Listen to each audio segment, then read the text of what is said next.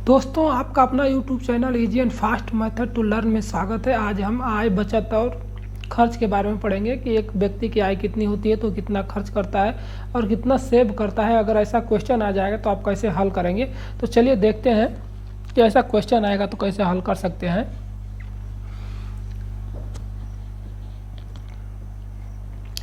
जैसे कि पहला क्वेश्चन है, जैसे कि आपको दिया हुआ है ये कि ए बी का जो इनकम करता है 4 संबंध 2, इनकम मतलब जो कमा रहा है उसका जो इनकम हो रही है 4.2 के अनुपात में ए और बी का, मतलब 4 का इनकम हो रहा है और बी का 2 इनकम हो रहा है अनुपात में। और ये जो व्यय कर रहा है यानी खर्च कर रहा है, खर्च मतलब खर्च ए 7 कर रहा है और ये जो बी है वो 3 अनुपात करता है।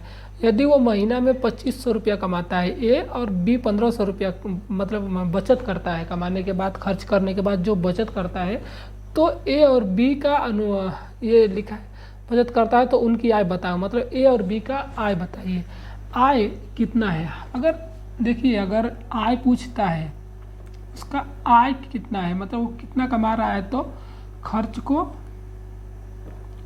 प्लस बचत दोनों को हम जोड़ देंगे तो मालूम चल जाएगा कि हमारा आय कितना है। वैसे ही अगर बचत पूछ रहा है कि बचत कितना है, तो आय में से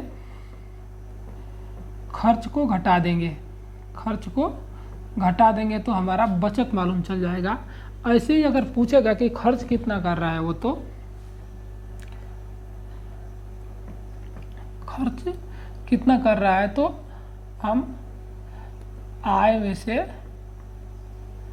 बचत को घटा देंगे। अब बचत को घटा देंगे तो हमारा आय मालूम चल जाएगा।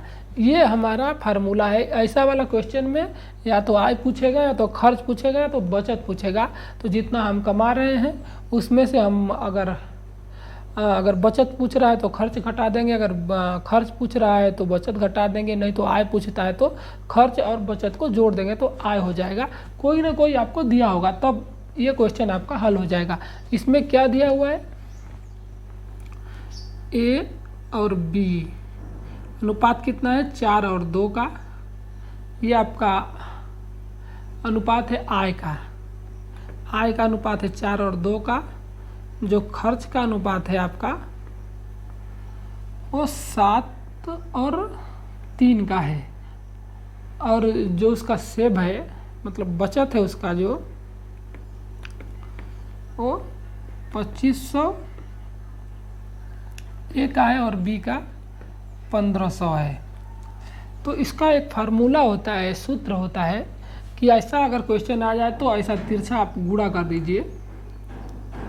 जब गुणा कर लेंगे तो मालूम चल जाएगा कि उसका एक्चुअल वैल्यू क्या है। जब आपके पास एक्चुअल वैल्यू मालूम चल जाएगा तो अब जाना ही है कि एक्चुअल वैल्यू से अब आप आय का गुणा मतलब गुणा कर देंगे तो उसका जो मालूम चल जाएगा। तो अभी क्या करेंगे, हम इसको गुणा कर लेंगे तो कितना हो जाएगा, 4 3 12 हो जाएगा, या 7 दूना के 14 हो जाएगा। अब इसको घटा लेंगे तो 2 हो जाएगा। सेम ऐसा इसको गुणा करेंगे, इसको गुणा करेंगे तो 1500 में 7 का जब गुणा करेंगे तो 0 0 7 5 35 को 5 हासिल 3 7 1 7 3 10, ये हो गया।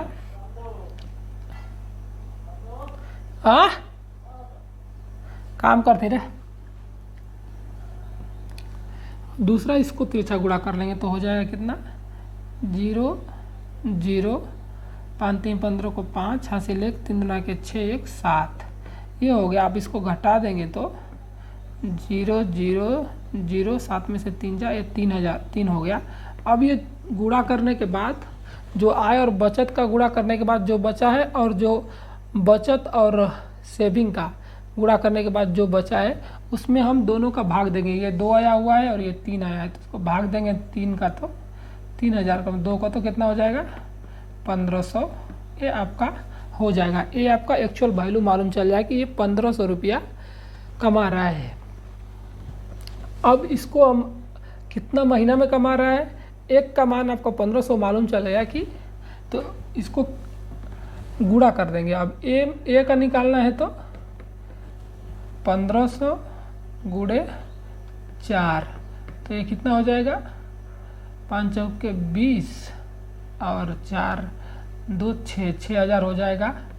बी का निकालना है तो बी का 2 है, अब ये आया है 1500। 1500 में 2 का गुणा करेंगे तो 3,000 हो गया आपका। ऐसे ही हम आय और बचत का क्वेश्चन को हल करते हैं। सबसे पहले हम लिख लेंगे आय और खर्च और बचत, इसके बाद आय और बचत का गुणा करके घटा लेंगे, इसके बाद खर्च और बचत का गुणा करके घटा लेंगे, इसके बाद जो अंतर आया होगा उसमें हम डिवाइड कर देंगे। डिवाइड करने के बाद में एक का मान मालूम चल जाएगा। जब एक का मालूम करेगा तो अगर आय पूछ रहा है तो आय में गुणा कर देंगे, अगर पूछ रहा है व्यय तो व्यय का अनुपात में गुणा कर देंगे, तो आय व्यय अनुपात व्यय निकल के आ जाएगा।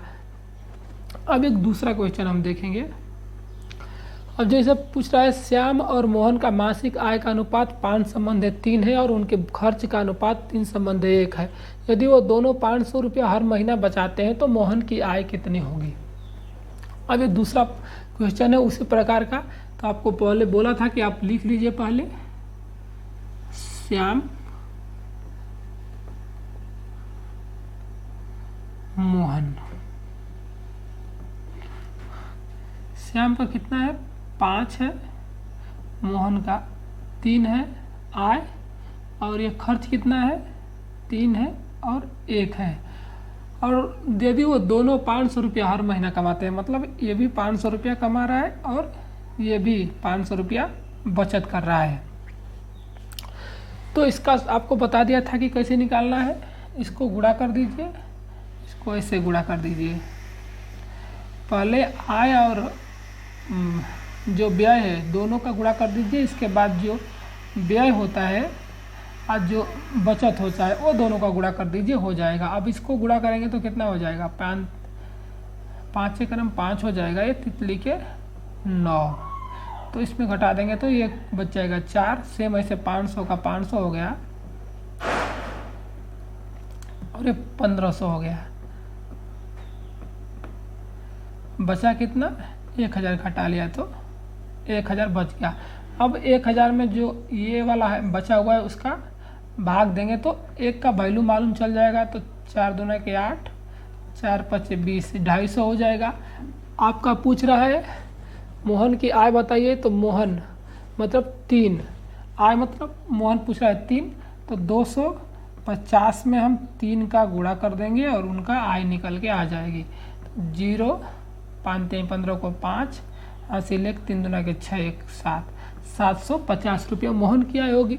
अगर श्याम का पूछता है तो फिर 250 जो आया है उसमें 5 का गुणा कर देते हैं तो श्याम की आय निकल जाती है। सेम अगर बचत पूछता है तो ऐसे ही हम 3 का गुणा करेंगे, ये जो आया हुआ एक्चुअल वैल्यू उसमें 3 का गुणा कर देंगे तो हमारा मोहन का खर्च निकल जाएगा, और 1 का गुणा करेंगे तो श्याम का खर्च निकल के आ जाएगा। ऐसे ही हम आय और बचत का क्वेश्चन को हल करेंगे। बहुत ही सिंपल है, आप एक बार समझ लिया तो जिंदगी भर नहीं भूलेगा। एक बार आप ऐसा क्वेश्चन कर कर देख लीजिए। तीसरा है ए और बी का मासिक आय का अनुपात 3:2 है और उनके खर्च का अनुपात 2:1 है। यदि वो प्रत्येक महीना 1000 बचत करते हैं तो एक ही मासिक आय बताइए कितना होगी। अब ए और बी है, ए बी कितना है 3 है और 2 है आय, और आपका बचत खर्च कितना है 2 और 1 है। प्रत्येक महीना 1000 बचत करते हैं, दोनों 1000 का बचत कर रहे हैं, ए बी और ए बी। इसको निकालना बहुत आसान है, क्योंकि अब देखिए इस 3 और 2 में 1 का अंतर है, 2 और 1 में 1 का अंतर है, यानी ये दोनों में भी 1 अंतर है, ये दोनों में भी 1 ही का अंतर है, और जो बचत कर रहा है उसमें 1 अंतर है। तो इसको आप सीधा सीधा हल कर सकते हैं।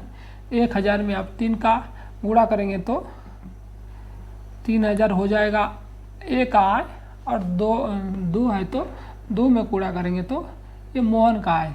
जो आपका अगर ये दिया हुआ है कि आपका जो प्रत्येक महीना बचत करता है, सेविंग अगर दोनों बराबर है और ये दोनों अनुपात भी अगर बराबर है, तो जो हमारा सेविंग दिया हुआ है उसमें डायरेक्ट अनुपात का आप गुणा कर दीजिए, उसका आय निकल के आ जाएगी। अगर इसको डायरेक्ट गुणा करेंगे तो आ जाएगा, नहीं तो आप गुणा कर कर भी देख लीजिए, समान ही हो जाएगा। अब देखिए 2 दूना के 4 हो जाएगा 3 एक नम 3 हो जाएगा, इसको घटाएंगे तो 1। अब इसको 1000 में गुणा करेंगे तो ये कितना हो जाएगा, 1000 हो जाएगा। और ये 2 है तो ये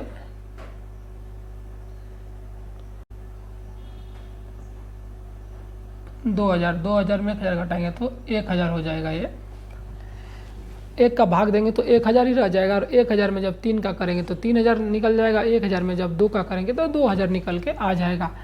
तो जब भी आपको क्वेश्चन देख लें कि अगर अनुपात आय और बचत का अनुपात बराबर है और सेविंग भी बराबर है, तो जो आपका बचत आ रहा है उससे ही अनुपात में डायरेक्ट आप गुणा करेंगे तो आपका अनुपात निकल के आ जाएगा, और अगर खर्च में गुणा करेंगे तो खर्च निकल के आ जाएगा। इसमें ऐसा कुछ करने की ज़रूरत नहीं है, सिर्फ आप देखते ही देखते आप बस देख लीजिए कि अगर दोनों अनुपात खर्च का और व्यय का बराबर है और सेविंग भी बराबर है, तो जो सेविंग आ रहा है उसको डायरेक्ट अनुपात में गुणा कर दिए, अनुपात निकल के आ जाए, यानी आय निकल के आ जाएगा, और खर्च में गुणा कर दिए तो खर्च निकल के आ जाएगा। अब देखिए, 2 व्यक्ति की मासिक आय 5:6 के अनुपात में है तथा उनकी मासिक व्यय का अनुपात 4:5 है। यदि वो प्रति माह 1500 और 1200 का बचत करते हैं तो दोनों का मासिक खर्च क्या होगा। अब देखिए, 2 व्यक्ति मतलब ए मान लीजिए और बी मान लीजिए, 5 और 6 का है, और ये 4 और 5 का है। एक कमा कितना रहे, 1500 और 1200, 1500 कमा रहे हैं और ये 1200 कमा रहे हैं। अब देखिए, ये दोनों का अंतर 1 है, इसमें भी एक अंतर है, इसमें भी एक अंतर है और इसमें भी एक अंतर है, तो इसको आप डायरेक्ट मान लीजिए कि 1500, इसका 1 का वैल्यू 1500 है। आप मान लेंगे तो 15 में 5 का गुणा करेंगे तो कितना हो जाएगा, 75, 15